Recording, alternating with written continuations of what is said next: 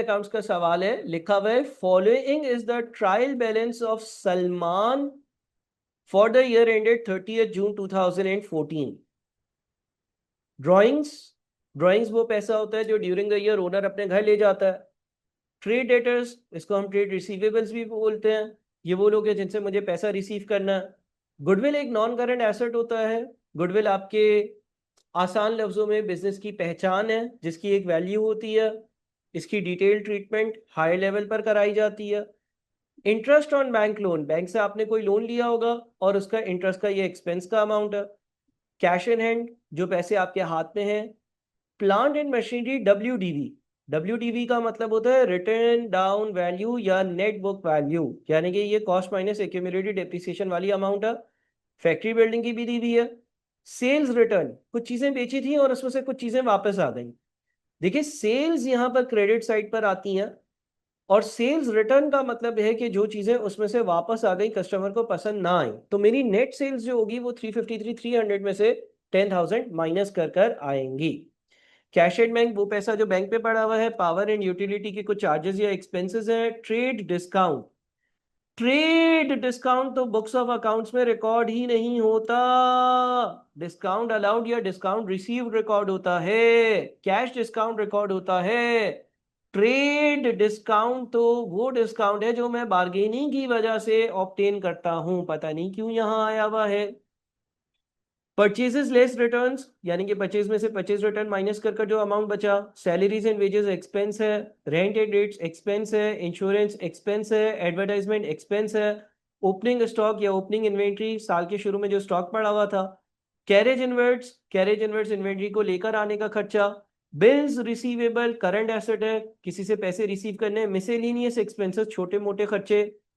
Salman capital, owner ने जितना capital business में इन्वेस्ट किया हुआ है। क्रेडिटर्स या अकाउंट्स पेबल, इन लोगों को मुझे पैसे पे करने, मेरी लायबिलिटी है। Loan taken from bank, bank से 40,000 रुपए का लोन लिया है, लायबिलिटी है। बेडेट्स प्रोविजन एज ऑन 1 जुलाई 2013, यानी कि ओपनिंग प्रोविजन है। सेल्स है। फिर इंटरेस्ट रिसीव्ड, इंटरेस्ट पेड नहीं है, इंटरेस्ट रिसीव्ड है, कोई मेरी इनकम है। बिल्स पेएबल कोई लायबिलिटी है। Accrued expenses, accrual and prepayment के चैप्टर में आपने पढ़ा होगा। अदर इनकम, कोई दीगर इनकम मुझे जनरेट हुई है। ये इंफॉर्मेशन सबसे पहले मुझे पूरी दी हुई है। फिर क्या बोलता है, एडिशनल इंफॉर्मेशन है हमारे पास। पहली एडिशनल इंफॉर्मेशन क्या है, ऑन 1 जुलाई 2013। अच्छा, हमें जो अकाउंटिंग करनी है वो 30 जून 2014 वाले दिन की स्टेटमेंट ऑफ कॉम्प्रिहेंसिव इनकम और स्टेटमेंट ऑफ फाइनेंशियल पोजीशन बनाना है, 30 जून 2014 वाले दिन का। तो ये जो 1 जुलाई 2013 है, ये साल का पहला दिन होगा। On 1 July 2013, a machine was purchased for ₹500,000. However, this cost has wrongly been posted to the purchaser's account. आपने कोई मशीन परचेज करी थी, आपने कोई मशीन परचेज करी थी और जो मशीन आपने परचेज करी थी उसकी वैल्यू 500,000 थी और आपने उसको गलती से परचेजेस में इंक्लूड कर दिया। अब क्या ये एरर है? हाँ सर, ये तो एरर है, ये तो गलती है। एंट्री पास क्या होनी चाहिए थी? क्या डबल एंट्री पास होनी चाहिए थी? सर, मशीन का अकाउंट डेबिट होना चाहिए था, मशीन का अकाउंट डेबिट होना चाहिए था और बैंक का अकाउंट क्रेडिट होना चाहिए था। आपने मशीन परचेज करी है, हमें वो स्टेटमेंट ये कहता है however this cost has wrongly been posted to the purchases account. आपने गलती से परचेजेस को डेबिट कर दिया है, आपने गलती से परचेजेस को डेबिट कर दिया है और बैंक को क्रेडिट कर दिया। क्या ये बात समझ में आ रही है? आपने गलती से परचेजेस के अकाउंट को डेबिट कर दिया है, हालांकि आपको मशीन के अकाउंट को डेबिट करना था। तो यहां पर अब इस गलती को कैसे सही करेंगे? सर, बैंक को क्रेडिट करना था, वो तो क्रेडिट करा है, लेकिन परचेजेस को डेबिट कर दिया है। क्या करेंगे? सर, मशीन को डेबिट करेंगे, मशीन की वैल्यू को 500 से बढ़ाना पड़ेगा, वो नहीं बढ़ाया हमने। और बिला फजूल में जो परचेजेस को डेबिट कर दिया था उसका इम्पैक्ट कैंसिल करने के लिए उसको क्रेडिट करेंगे। वापस से पढ़ लेते हैं। On 1st July 2013, a machine was purchased for rupees 500,000. However, this cost has wrongly been posted to the purchases account. गलती से इसको परचेजेस में शामिल कर दिया है। यानी कि हमें मशीन को डेबिट करना था, हमने परचेजेस को डेबिट कर दिया। सही करने के लिए परचेजेस के अकाउंट को क्रेडिट करेंगे ताकि उसके डेबिट का इम्पैक्ट खत्म हो जाए। और मशीन के अकाउंट को डेबिट करा ही नहीं है तो उसको हम डेबिट कर रहे होंगे। क्या ये पहली ट्रांजैक्शन समझ में आती है, हाँ या नहीं? आगे बढ़ते हैं। आगे लिखा हुआ है सलमान सन, ओनर का बेटा, सलमान सन ओनर का बेटा works as the head of administration and received a salary of rupees 150,000 per month which has been included in drawings.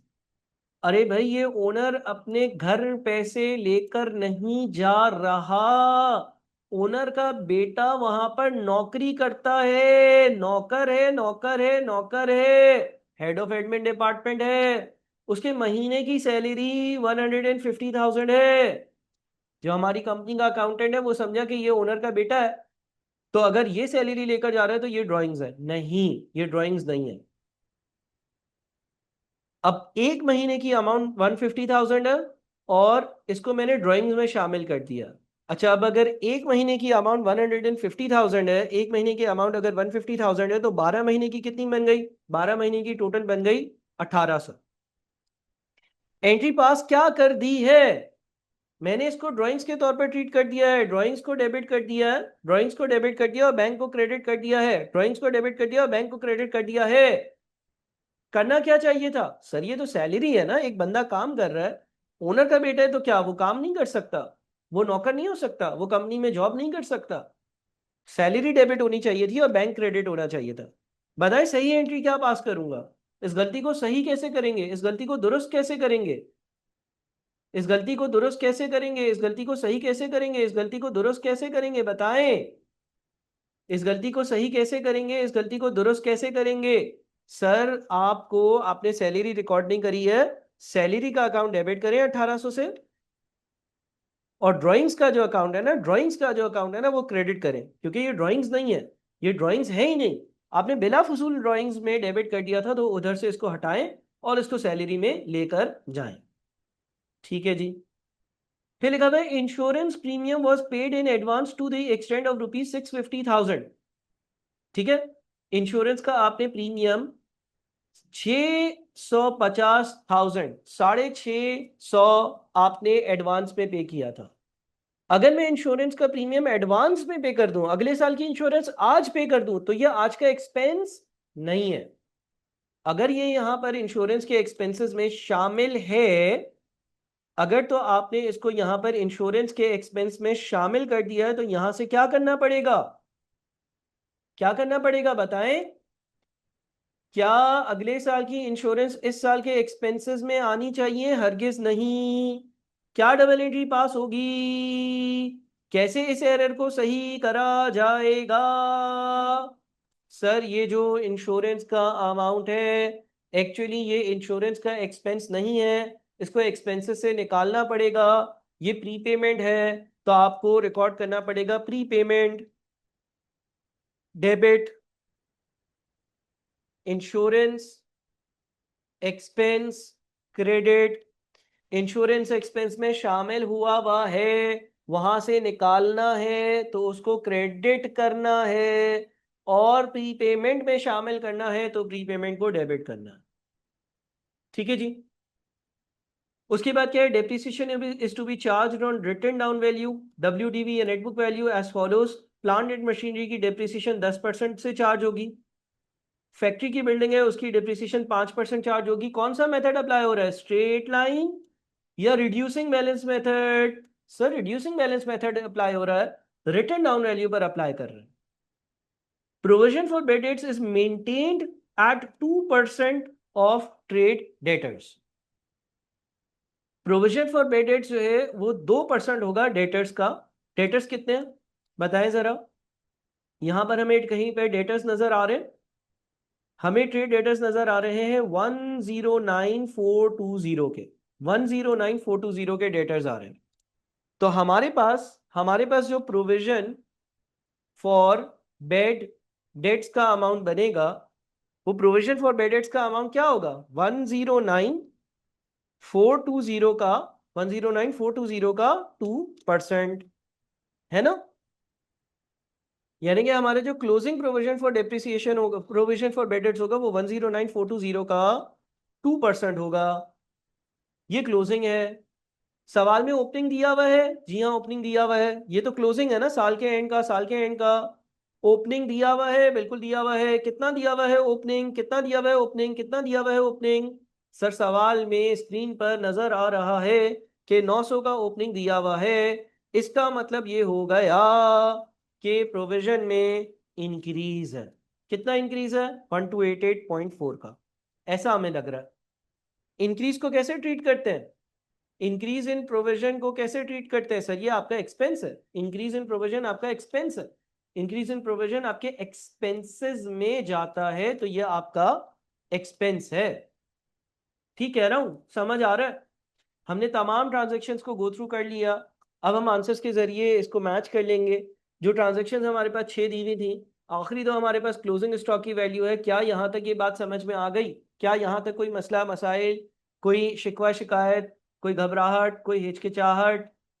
हाँ, सब सही, जिंदा हो सारे? अच्छा जी, अब हम आ जाते हैं आंसर पर। अच्छा देखिए, आंसर में आपके पास मुख्तलिफ तरह के फॉर्मेट्स होते हैं। क्या आप स्टेटमेंट ऑफ फाइनेंशियल पोजीशन पहले बनाओगे? हरगिज नहीं। सबसे पहले आपको बनाना चाहिए स्टेटमेंट ऑफ कॉम्प्रिहेंसिव इनकम या trading and profit and loss account. Sir हमने तो ऐसा फॉर्मेट नहीं पढ़ा।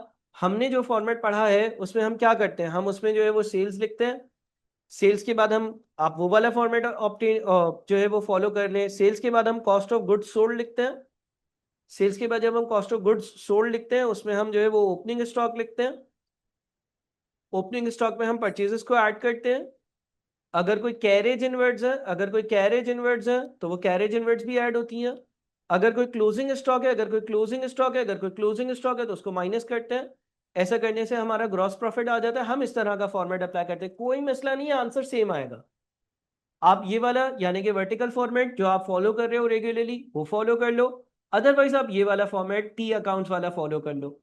टी अकाउंट वाले फॉर्मेट पे आपने यहां तक ग्रॉस प्रॉफिट कैलकुलेट किया है और चीज वही है भाई, कोई मसला नहीं है। आप ये वाला फॉर्मेट फॉलो कर लो। ये सवाल नहीं पूछना कि कौन सा फॉर्मेट करें, दोनों देख लो, दोनों आने चाहिए। वैल्यूज देख लो, आपका आंसर सही आ जाएगा। सबसे पहले हम सेल्स की बात कर लेते हैं। सेल्स की जो अमाउंट हमें दी हुई थी वो 353 थी और 10,000 रुपए की सेल्स रिटर्न थी। सर लेकिन ये 2432 क्या माइनस हुआ है जिसकी वजह से ये 340,868 आया है? तो ये तीनों अमाउंट्स पहले देख लेते हैं। अगर अब आपके सवाल पर जाते हैं, तो आपके सवाल में जो तीन अमाउंट्स यहां पर इन्वॉल्व हैं वो है, एक सेल्स की अमाउंट, आपने इतने की सेल्स करी, इतने में से ये सेल्स रिटर्न हो गया, और ये ट्रेड डिस्काउंट डेबिट पर आया हुआ है। अच्छा देखो, ट्रेड डिस्काउंट कभी भी बुक्स ऑफ अकाउंट्स में रिकॉर्ड होता ही नहीं है। ट्रेड डिस्काउंट कभी भी बुक्स ऑफ अकाउंट्स में रिकॉर्ड होता ही नहीं है। ये होना ही नहीं चाहिए। सर ट्रेड डिस्काउंट होता क्या है? मिसाल के तौर पर एक कस्टमर आया, उस कस्टमर ने आपको बोला यार मुझे XYZ चीज चाहिए। आपने बोला भाई ये 10 रुपए की है, 10 रुपए की है, ठीक है ना? उसने बोला नहीं नहीं, सस्ती करो, सस्ती करो, सस्ती करो, सस्ती करो। आपने बोला अच्छा भाई यार तुम ये काम करो, तुम 2 रुपए कम दे देना। यानी कि आपने उसको तिजारत के वक्त, ट्रेडिंग के वक्त ट्रेड डिस्काउंट दिया। ट्रेड डिस्काउंट वो डिस्काउंट है जो जब आप उस चीज को बेच रहे थे तब उसने बार्गेनिंग की वजह से ऑब्टेन किया। अब ये नेट अमाउंट है। उसूली तौर पर अगर 10 रुपए की चीज थी, 2 रुपए बार्गेनिंग की वजह से छोड़ दिया और 8 रुपए में चीज बेची है, तो उसूली तौर पर डबल एंट्री पास होनी चाहिए थी, रिसीवेबल डेबिट 8 रुपए और सेल्स क्रेडिट 8 रुपए। लेकिन यहां पर पता है क्या लग रहा है? यहां पर लग रहा है कि इस अकाउंटेंट को डबल एंट्री आती नहीं थी, या आपको जो है वो आईकेप जो है वो तंग करना चाह रहा था। तो आईकेप ने क्या डबल एंट्री पास कर दी? आईकेप ने डबल एंट्री पास कर दी है, रिसीवेबल को डेबिट किया, ठीक है ना? और रिसीवेबल को आई थिंक सो कि 10 रुपए से उसने जो है वो डेबिट कर दिया होगा, और उससे साथ में एक अकाउंट ओपन कर लिया ट्रेड डिस्काउंट का।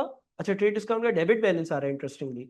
तो इसने 8 रुपए से रिसीवेबल रिकॉर्ड किया, ठीक है, और 2 रुपए का इसने ट्रेड डिस्काउंट रिकॉर्ड कर दिया, ट्रेड डिस्काउंट। और सेल्स को इसने रिकॉर्ड कर दिया है 10 रुपए से। क्या ये सही अकाउंटिंग है? क्या ये सही अकाउंटिंग है? क्या ये सही अकाउंटिंग है? नहीं sir, trade discount books of accounts में रिकॉर्ड होता ही नहीं है। Trade discount books of accounts में रिकॉर्ड होता ही नहीं है। अगर किसी ने ये एंट्री पास कर दी है तो उसने अपनी सेल्स को 2 रुपए से ओवर स्टेट कर दिया है, और ट्रेड डिस्काउंट जो कि होना ही नहीं चाहिए वो बिला फजूल में उससे रिकॉर्ड करा हुआ है। बात समझ रहे? इस एरर को कैसे सही करेंगे? सेल्स का अकाउंट 2 रुपए से डेबिट और ट्रेड डिस्काउंट 2 रुपए से क्रेडिट। समझे ये एग्जाम्पल सब? हाँ जी, समझे ये एग्जाम्पल? तो इसका मतलब हमें क्या करना पड़ेगा? हमें सेल्स का अकाउंट डेबिट करना पड़ेगा, यानी कि सेल्स की वैल्यू को कम करना पड़ेगा, और ट्रेड डिस्काउंट को अपनी बुक्स ऑफ अकाउंट से रिमूव करना पड़ेगा। वो कोई चीज होती ही नहीं है। ठीक है, हम अपनी बुक्स में cash discount, discount receive, discount allowed की रिकॉर्डिंग कर रहे होते हैं। तो ये आपके पास इस तरह से यहाँ पर सेल्स की अमाउंट बनी है। सेल्स की अमाउंट जो यहाँ पर नजर आ रही है उसमें से एक तो सेल्स रिटर्न माइनस हुआ है और दूसरा ट्रेड डिस्काउंट का अमाउंट माइनस हुआ है, और फिर ये 340868 की अमाउंट बच जाती है। फिर हम देख लेते हैं कि भाई यहाँ पर जो जो वैल्यूज आ रही हैं वो कैसे आ रही हैं। ओपनिंग स्टॉक 127762, और क्या ये वैल्यू हमारे पास है या नहीं, और क्लोजिंग स्टॉक की वैल्यू है हमारे पास या नहीं। क्लोजिंग स्टॉक तो आपके पास सवाल के बिल्कुल एंड में 237500 दिया हुआ। ओपनिंग स्टॉक आपके सवाल में 127762 दिया हुआ है एज इट इज डायरेक्ट। अच्छा, उसके बाद फिर परचेजेस की बात करते हैं। परचेजेस की बात करते हैं। सर परचेजेस यहाँ पर 330530 दी हुई है। परचेजेस यहाँ पर 330530 दी हुई है। क्या इसमें कोई एडजस्टमेंट है? ट्रांजैक्शन नंबर 1 देखो, ट्रांजैक्शन नंबर 1 देखो, ट्रांजैक्शन नंबर 1 देखो। ये परचेजेस की वैल्यू गलत थी, इसमें से 500 माइनस करना चाहिए ट्रांजैक्शन नंबर 1 के हिसाब से। ट्रांजैक्शन नंबर 1 में आपने मशीन खरीदी थी, आपने परचेजेस के अकाउंट में ऐड कर दिया था, तो वो 500 हटना चाहिए। तो आप देख रहे होंगे कि वो 500 यहां से हटा दिया गया। ये आपकी दुरुस्त वाली सही वाली परचेजेस आ गई। ओपनिंग स्टॉक आ गया, क्लोजिंग स्टॉक आ गया, कैरेज इनवर्ट्स की वैल्यू सवाल में दी हुई है, और फिर आप अपने ग्रॉस प्रॉफिट तक पहुंच जाओगे। आप ये वाला फॉर्मूलेट यूज करो या फिर आप वर्टिकल फॉर्मेट यूज करो, कोई मसला नहीं है। इस स्पेसिफिक पोर्शन को हम ट्रेडिंग अकाउंट कहते हैं, और ये हॉरिजॉन्टल फॉर्मेट कहलाता है। लेकिन जनरली आप लोग वर्टिकल फॉर्मेट में बना रहे होते हो P&L, तो वो भी कोई मसला नहीं है। यहां तक सारी अमाउंट्स मैंने आप लोगों को रिव्यू करवा दी और गो थ्रू करवा दी। क्या कोई इशू यहां तक, हाँ या नहीं?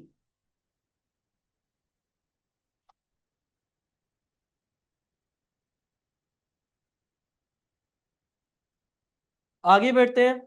आगे बढ़ते हैं। अब हमें ये नीचे वाला एरिया बनाना है, जिस नीचे वाले एरिया में इनकम्स और एक्सपेंसेस आएंगे। सबसे पहले इंटरेस्ट रिसीव और अदर इनकम देख लेते हैं कि क्या ये दोनों हमारे पास 3100 और 11930 की अमाउंट्स हैं। देखिए आपके पास ये इंटरेस्ट रिसीव्ड 11930 की अमाउंट और अदर इनकम की अमाउंट 3100 एज इट इज मौजूद है। ये दोनों अमाउंट्स यहाँ पर आ गई। इंटरेस्ट रिसीव्ड की अमाउंट भी आ गई और अदर इनकम की अमाउंट भी आ गई। ये ग्रॉस प्रॉफिट में ऐड हो जाता है।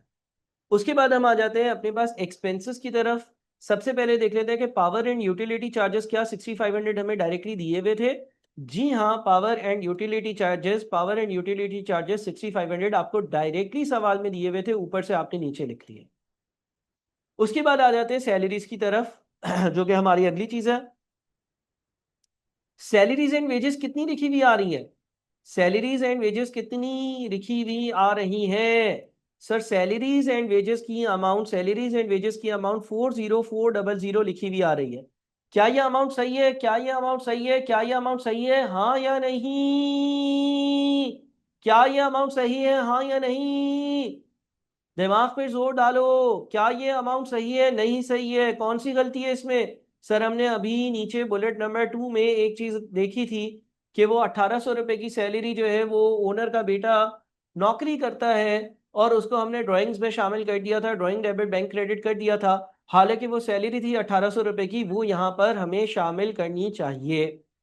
तो आप अगर देख रहे होंगे सैलरी, तो आपके पास 4400 में 1800 रुपए जो ट्रांजेक्शन नंबर 2 हमने सीखी कि वो ड्राइंग्स नहीं है बल्कि वो सैलरीज एंड वेजेस का एक्सपेंस है, उसमें ऐड हो गया। रेंट एंड रेट्स और इंश्योरेंस की बात कर लेते हैं। रेंट एंड रेट्स कितना है भाई? रेंट एंड रेट्स यहाँ पर 6992 आ रहा है, इंश्योरेंस 2000 आ रहा है। 6992 आ रहा है और इंश्योरेंस 2000 आ रहा है। रेंट एंड रेट्स डायरेक्टली 6992 आ गया। इंश्योरेंस में 650 रुपए माइनस हो रहे हैं, इंश्योरेंस में 650 रुपए माइनस हो रहे हैं। जो हमने एडिशनल इंफॉर्मेशन में सीखे, एडिशनल इंफॉर्मेशन में हमने इंश्योरेंस के बारे में डिस्कशन करी थी। ये वाली insurance premium was paid in advance to the extend of 650। ये इस साल का एक्सपेंस नहीं है, ये प्रीपेमेंट्स में जाएगा। प्रीपेमेंट डेबिट और इंश्योरेंस के एक्सपेंस का अकाउंट क्रेडिट हो जाएगा, यानी कि इंश्योरेंस 2000 की नहीं होगी, उसमें से हम 650 रुपए माइनस कर रहे होंगे, वही यहाँ पर एडजस्टमेंट। एडवर्टाइजमेंट को देख लेना है 4512 है या नहीं। एडवर्टाइजमेंट का खर्चा बिल्कुल 4512 हमारे पास लिखा हुआ है, और जो हमारे पास प्रोविजन है वो 1288.4 की हमने बनाई है। हमने 109420 का 2% लिया, तो हमारे पास जो प्रोविजन बनी उसमें से ओपनिंग को सब्ट्रैक्ट किया 1288, ये अमाउंट भी आ गई। यानी कि एडवर्टाइजमेंट में भी हमें मसला नहीं है, बेडेट्स में भी हमें मसला नहीं है। अच्छा, डेप्रिसिएशन को छोड़कर बाकी चीजें भी देख लेते हैं। मिसेलिनियस एक्सपेंस 4130 आ रहा है या नहीं आ रहा? मिसेलिनियस एक्सपेंस भी 4130 आ रहा है। इंटरेस्ट ऑन बैंक लोन भी 800 रुपए आ रहा है, तो ये दोनों चीजें भी डायरेक्ट आ गई, यानी कि मिसेलिनियस एक्सपेंसिव 4130 कॉपी पेस्ट है, इंटरेस्ट ऑन बैंक लोन भी कॉपी पेस्ट है। सिर्फ और सिर्फ क्या बच गया, सिर्फ और सिर्फ क्या बच गया प्रॉफिट एंड लॉस अकाउंट में? डेप्रिसिएशन बच गया। डेप्रिसिएशन की वर्किंग करनी है, डेप्रिसिएशन का हमें रेट दिया हुआ है। डेप्रिसिएशन की वर्किंग में आप लोगों के साथ गो थ्रू करवा लेता हूं। अच्छा देखिए, आईकेप ने आंसर में जो है वो प्रोविजन फॉर बेड डेट्स का टी अकाउंट बनाया। आप टी अकाउंट ना बनाए और जैसे मैंने वर्किंग करी वैसे कर ले, या टी अकाउंट बना ले, दोनों चीजें आपको मालूम है। डेप्रिसिएशन एक्सपेंस की आईकेप ने यहां पर करी है वर्किंग। क्या वर्किंग करी हुई है भाई? प्लांट एंड मशीनरी की ओपनिंग WIP 45,000 दी हुई थी। 500 रुपए का प्लांट एंड मशीनरी आपने खरीदा, जिसकी वो एंट्री परचेजेस में ले गया था, हालांकि वो मशीन की परचेजेस थी, तो मशीन की WDV ओपनिंग हो गई 45,500। इस पर डेप्रिसिएशन का रेट 10% सवाल में दिया हुआ है, 10% डेप्रिसिएशन लगेगी, तो closing net book value 40950। Factory building जो है उसकी ओपनिंग DV 42,400 दी हुई थी, 5% डेप्रिसिएशन का रेट दिया हुआ था। डेप्रिसिएशन माइनस करेंगे तो इसकी नेटबुक वैल्यू आ जाएगी, यानी कि डेप्रिसिएशन का कुल टोटल एक्सपेंस 6670 है। डेप्रिसिएशन का कुल टोटल एक्सपेंस 6670 है, जो आपको यहां पर नजर आ रहा होगा। तो ये हमने अपना जो statement of profit and loss account है इसको ठीक से समझ लिया। एक बार आप लोग एक्नॉलेज कर दें ताकि मैं मजीद आगे बढ़ूं। हमने पहली चीज कवर करी, दैट इज हमने स्टेटमेंट ऑफ कॉम्प्रिहेंसिव इनकम, जिसमें ट्रेडिंग अकाउंट है और प्रॉफिट एंड लॉस अकाउंट है। ट्रेडिंग अकाउंट ग्रॉस प्रॉफिट तक होता है, और profit and loss account gross profit के बाद वाला हिस्सा होता है, जिसमें हम नेट प्रॉफिट तक आते हैं, वो कंप्लीट करा। हर अमाउंट को हमने देख लिया। डेप्रिसिएशन के लिए रेट्स दिए हुए थे, डेप्रिसिएशन के रेट्स हमें सवाल में वाजे तौर पर मेंशन थे। डेप्रिसिएशन अगर सवाल देखोगे तो रेट दिए हुए थे 10 और 5%। आपने सिर्फ इसका 10% दिया, ये डेप्रिसिएशन आ गई प्लांट एंड मशीनरी की। और फैक्ट्री बिल्डिंग की जो वैल्यू है उस पर आपने 5% लिया, तो ये डेप्रिसिएशन आ गई, दैट्स इट। और इन दोनों को आपने टोटल कर दिया। चलिए जी, अब हम जाते हैं स्टेटमेंट ऑफ फाइनेंशियल पोजीशन पर। स्टेटमेंट ऑफ फाइनेंशियल पोजीशन को का पुराना नाम बैलेंस शीट होता था। उस पर आपके पास नॉन करंट एसेट्स आते हैं। नॉन करंट एसेट्स में सबसे पहले आप गुडविल लिख देंगे। गुडविल आपको सवाल में दी हुई थी, गुडविल की मजीद डिटेल्स आपको आगे आने वाले पेपर्स में बताई जाती हैं। फिलहाल आप इतना याद रखेंगे, गुडविल जो है वो आपकी एक रेप्यूटेशन है और वो एक नॉन करंट एसेट है। उसके बाद आपके पास फिक्स एसेट्स, जो हमने वर्किंग नंबर 2 से वैल्यू निकाली, नेट बुक वैल्यू डायरेक्टली लिख दी है 81230। यहाँ पर जो हमने देखे ना, ओपनिंग में हमने ड्यूरिंग द ईयर जो एडिशंस किया उसको ऐड किया, टोटल पर हमने जो डेप्रिसिएशन लगाई उसको माइनस कर दें तो 81230 आता है। इसका मतलब नॉन करंट एसेट्स वाले एरिया में आप लोगों को मसला नहीं होना चाहिए। क्या ये क्लियर है? क्या ये एरिया क्लियर है आप लोगों को?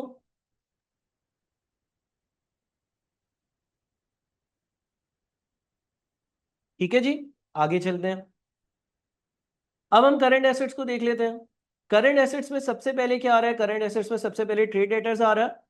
अगर आप सवाल देखेंगे तो बैलेंस शीट पे 109420 की ट्रेड डेटर्स की वैल्यू आ रही थी, और ये क्लोजिंग प्रोविजन यहां से माइनस होगी। ड्यूरिंग द ईयर का एक्सपेंस माइनस नहीं होता, ये याद रखना कि यहाँ पर प्रोविजन फॉर बैड डेट्स के अकाउंट का क्लोजिंग बैलेंस माइनस होता है। तो 109420 में से 2188 माइनस हुआ और 107232 बच गया। ये 107232 क्या है? डेटर्स का क्लोजिंग बैलेंस है। स्टॉक की value as it is closing stock सवाल में दिया हुआ था। प्रीपेड इंश्योरेंस की कैलकुलेशन एडिशनल इंफॉर्मेशन में दिया हुआ था। Bills receivable as it is दिया हुआ था। Cash at bank as it is दिया हुआ था। Cash in hand as it is दिया हुआ था। ये हमारे टोटल एसेट्स आ गए। कोई मुश्किल की बात मेरे ख्याल में 493,378 तक पहुंचने में आप लोगों को नहीं होगी। क्या ये क्लियर है? अब आ जाते हैं हम कैपिटल और लाइबिलिटीज की तरफ। ओपनिंग कैपिटल आपके सवाल में एज इट इज दिया हुआ है, साल के शुरू का कैपिटल। अगर आप during the year profit earn करते हैं तो वो ओपनिंग कैपिटल में ऐड होता है। 50744 आपका ड्यूरिंग द ईयर का प्रॉफिट है। अगर आप यहाँ पर प्रॉफिट एंड लॉस अकाउंट देखते हैं तो उसमें यह अमाउंट आ रही है। और drawings during the year minus होती है। Sir drawings during the year जो है वो कैसे आई हैं? ड्राइंग्स ड्यूरिंग द ईयर आपको सवाल में दी हुई हैं। आप सवाल देखें, आपको 30,500 की ड्राइंग्स दी हुई हैं। आपको सवाल में 30,000 और 500 रुपए की ड्राइंग्स दी हुई है। हाँ, इसमें एक एडजस्टमेंट करनी है। इसमें 1800 रुपए सैलरी शामिल कर दी थी। इसमें ओनर के बेटे की 1800 रुपए की सैलरी शामिल कर दी थी। वो हमने सैलरी में डाल दिया था, एडजस्टमेंट करी थी, तो ड्राइंग से वो निकाल रहे। Loan taken from bank as it is 40,000 दिया हुआ था। Bills payable as it is दिया हुआ था। क्रेडिटर्स का अमाउंट एज इट इज दिया हुआ था। Accrued expenses as it is दिए हुए थे। और दोनों साइड्स अगर आप देखते हैं तो वो अब बैलेंस हो जाती है। तो यहां पर हमने ये पहला सवाल आपसे डिस्कस किया और कंप्लीट किया। उम्मीद है कि चीजें समझ में आ गई होंगी। पूरा सवाल दोबारा से आप भी गो थ्रू करेंगे और एक एक लफ्ज, एक एक बात को सीखे, सुनेंगे, और फिर अगर कोई मसला होगा तो दोबारा मुझसे पूछ रहे होंगे।